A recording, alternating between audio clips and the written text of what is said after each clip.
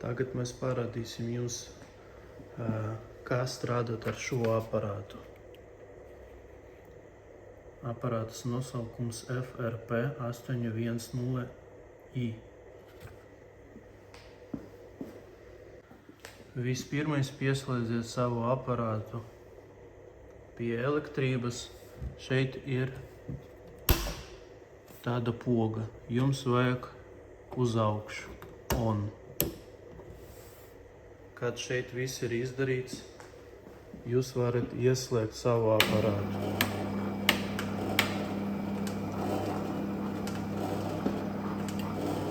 Tas ir aizkausēšana.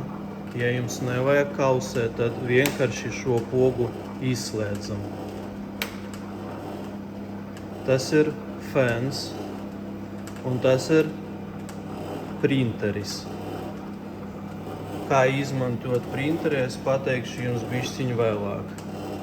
Tā ir sarkana poga emergency stop. Kad šeit jums kaut kas notiek un nav pareizs, jūs gribat ātri apstāt procesu, tad jūs spiežat šo pogu, viss apstājas, un kad gribat turpināt, pagriežiet un viss sākas no jaunas. Tas ir konvejeru ātrums. Jūs varat palielināt vai samazināt ātrumu.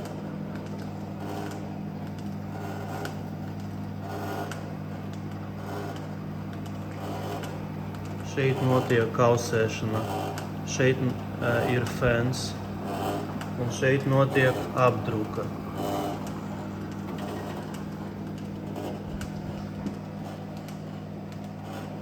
Arī šeit jūs varat samainīt temperatūru, kausēšanas temperatūru.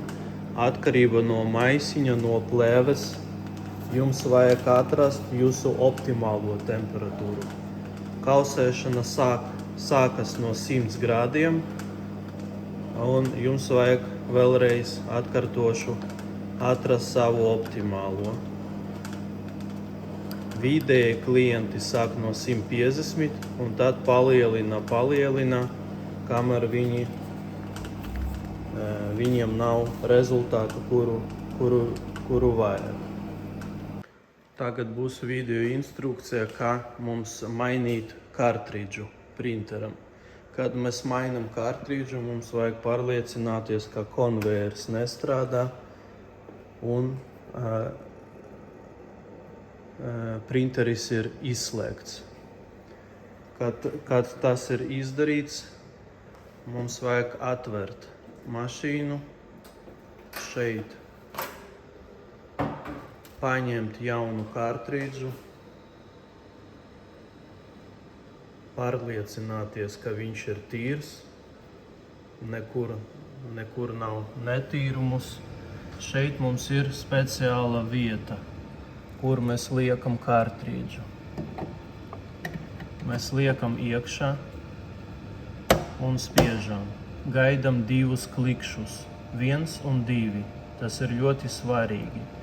Ja jūs dzirdēsiet tikai 1 klikšu, tad tas nozīmē, ka kartridžs nav uz vietas un apdrukas nebūs. Lai noņemt kartridžu, jums vajag spēku. Ja? Ar spēku viņu noņemam atpakaļ. Spiežam ar pirkstu šeit, kur tagad mēs parādam, un uz sevi. Tāpat mēs liekam atpakaļ un spiežam uz priekšu. 2 klikšus gaidam un viss.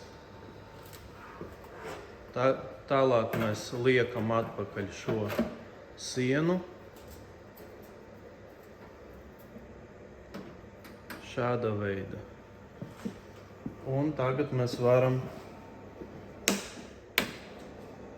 ieslēgt printeri, un tālāk es jums parādīšu, kā programmēt un apdrukāt maisiņu. Pirms sākt drukāt uz maisiņa, ir jāizvēlas konvejera ātrums, ar kuru jums būs ērti strādāt. Kad jūs ka jūs varat, pieņemsim, veikt vairākus maisiņus, likt iekšā un aizkausēt. Tad šis konvejera ātrums ar šo pogu ir noregulēts līdz jums optimālajam, tad var sākt iestatīt pašu printeri. Uz doto brīdi mums drukas kvalitāte ir laba, bet es jums parādīšu tagad, ja pieņemsim, mēs samazinām konvejera ātrumu.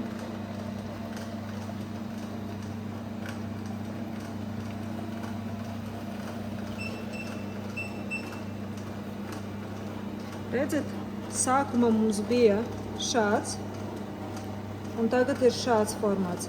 Jo mazāks ātrums, jo šaurāki būs burti vai cipari, viss teksts, kas jums ir iestatīts.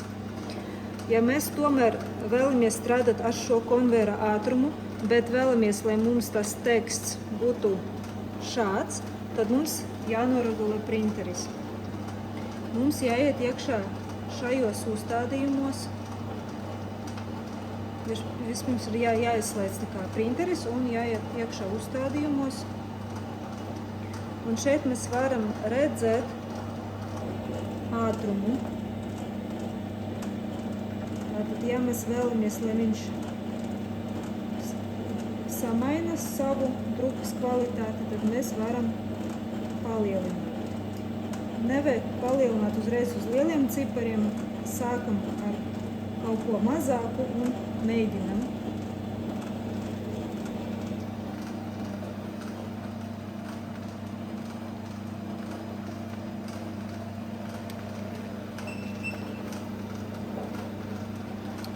Un mums sanāca tas, kas mums bija nepieciešams.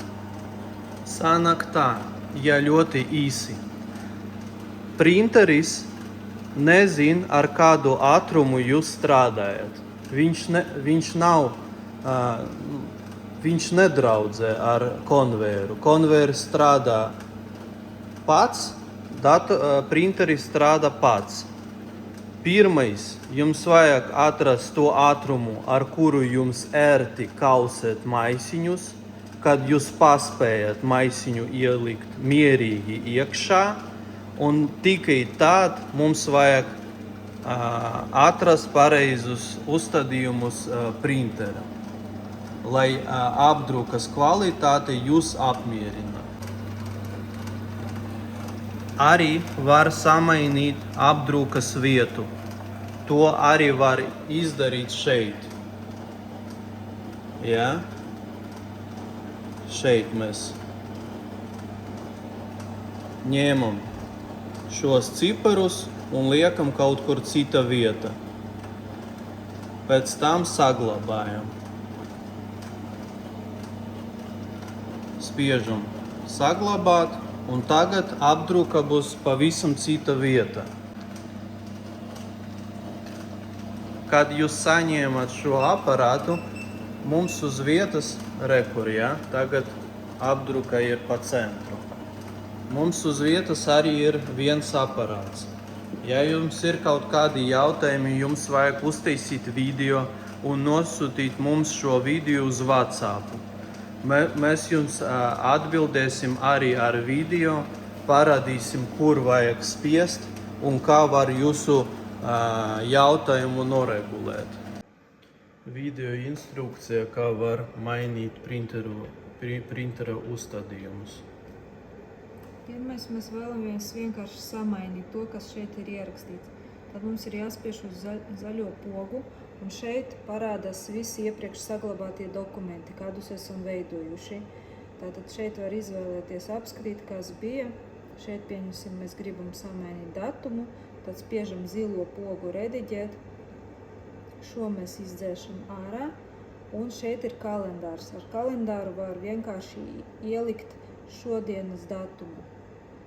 Un tad var mainīt vietu, kur tas atrodas, un var mainīt arī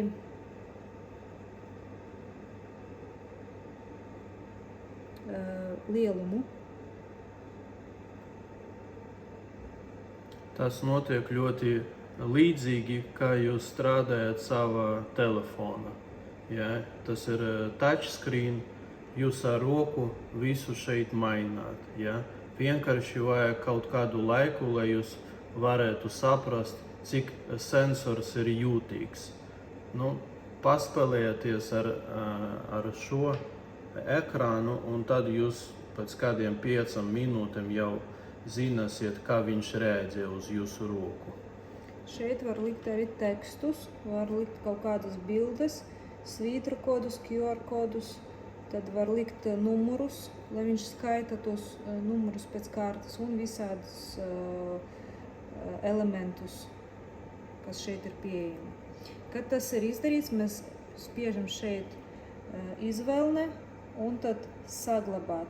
Ja mēs vēlamies saglabāt to kā jaunu dokumentu, tad spiežam saglabāt kā. Ja vēlamies tajā pašā dokumentā saglabāt, tad spiežam vienkārši saglabāt. Šeit mēs redzam jau atjaunotus ieskatījumus, un, kad tas ir izdarīts, mēs varam spiest šo pogu, un tad sākas drukāšana.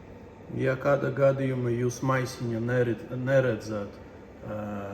neredzat apdruku, ja apdruka nenotiek, pirmais, ko jums vajag apskatīt šo pogu, lai šeit būs sarkanais. Ja nav sarkanā, tad printeris nav ieslēgts.